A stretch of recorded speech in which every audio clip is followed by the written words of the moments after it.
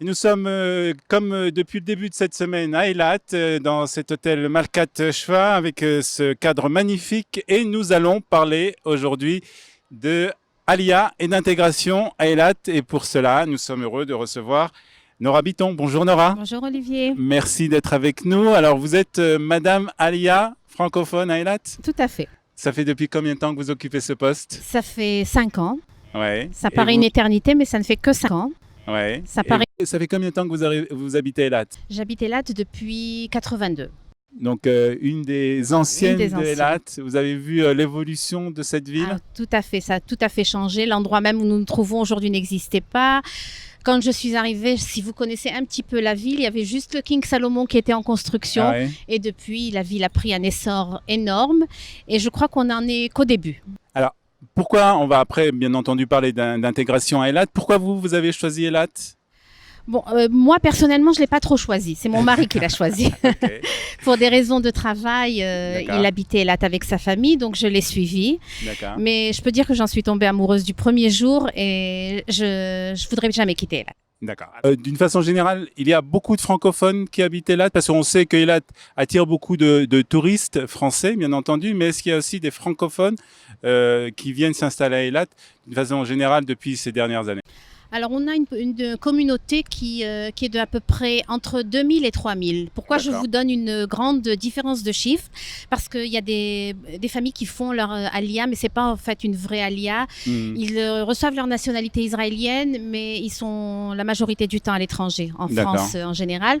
Donc, ils sont résidents d'Eilat, mais sans vraiment résider. D'accord. Alors, quel est le profil des personnes qui viennent s'installer à Eilat en tant qu'Olim Hadashim?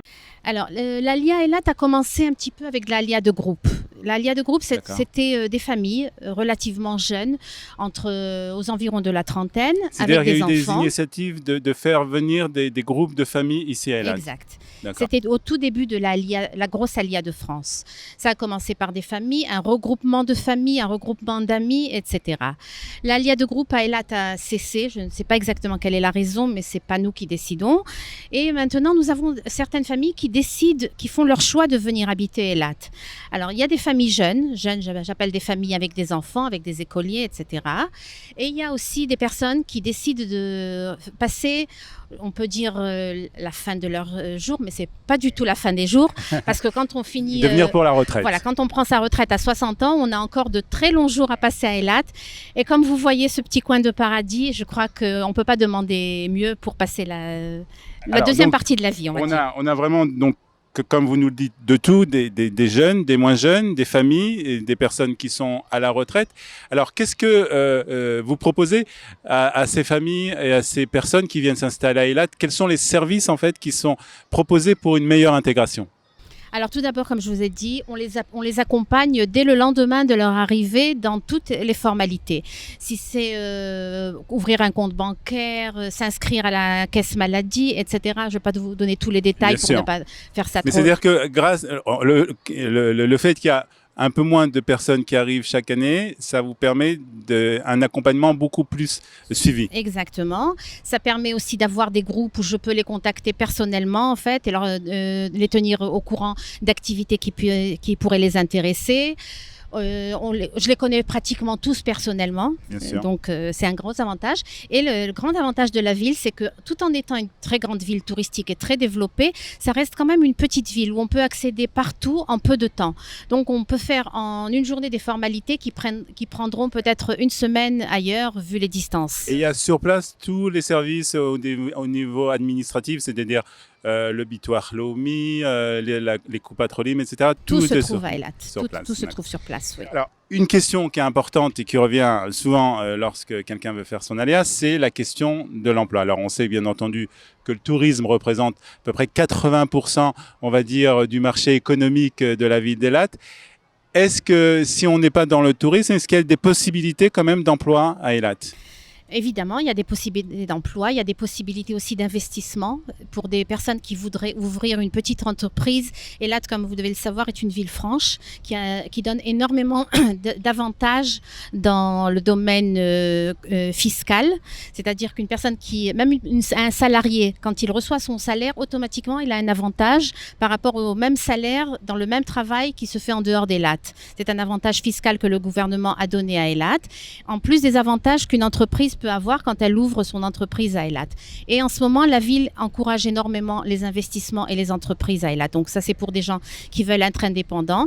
D'autre part, bon, bien sûr, il y a toutes les autres professions comme avocats, médecins, pharmaciens, etc., qui sont ouvertes à tout le monde.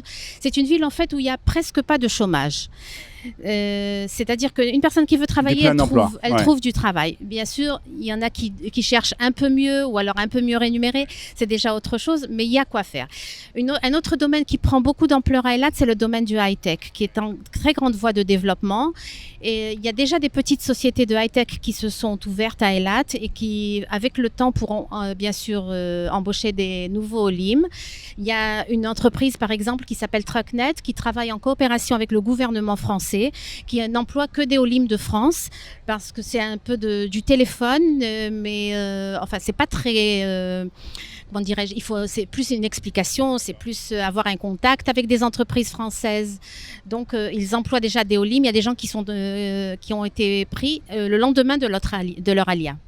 Donc, Eilat, c'est une ville qui s'ouvre d'une manière générale aux Olim Hadashim qui viennent pas seulement de France, mais d'autres pays. Il y a une forte taux d'immigration à Eilat. Très forte immigration d'Ukraine. Ouais. Y a des salons d'Alia qui se font en Ukraine avec des représentants de chaînes hôtelières qui vont déjà là-bas pour recruter les employeurs. C'est-à-dire que dès qu'ils arrivent, le lendemain, ils sont déjà logés et pris au travail.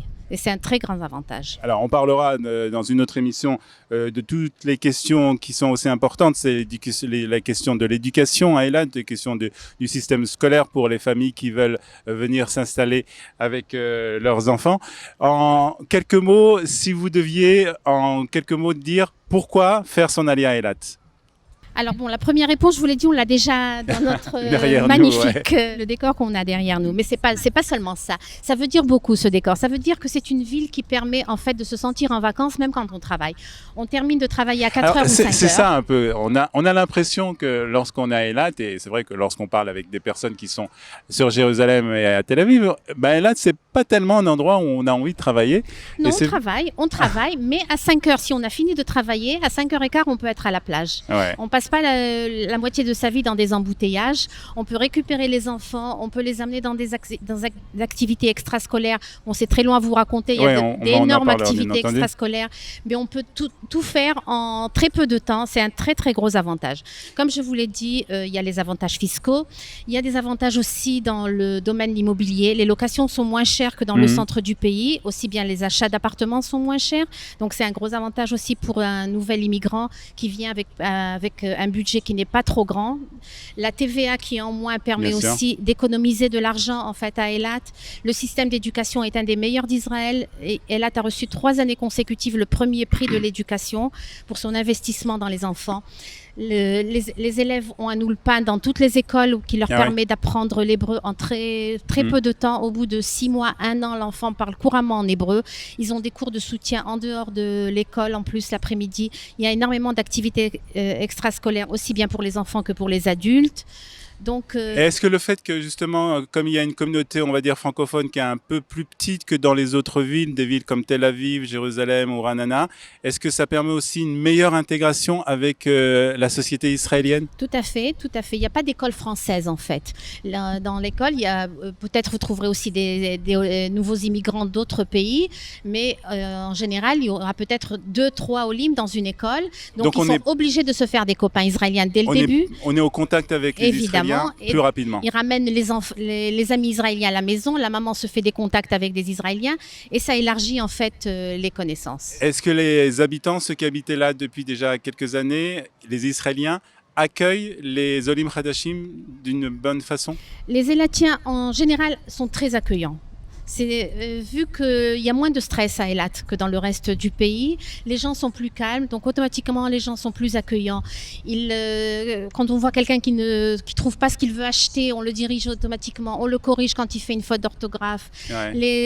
Les nouveaux immigrants sont très bien accueillis à Eilat par les Israéliens et en fait par tout le monde. Donc, très bien. Donc, si vous avez envie, vous aussi, de faire votre Alia à Eilat, l'adresse, c'est bien sûr Nora, qu'on peut trouver, je suppose, sur le site de la mairie ou bien entendu, on pourra communiquer pour ceux, ou de l'agent juif, puisque vous êtes bien entendu en contact direct avec tous ceux qui veulent arriver et s'installer ici à Eilat.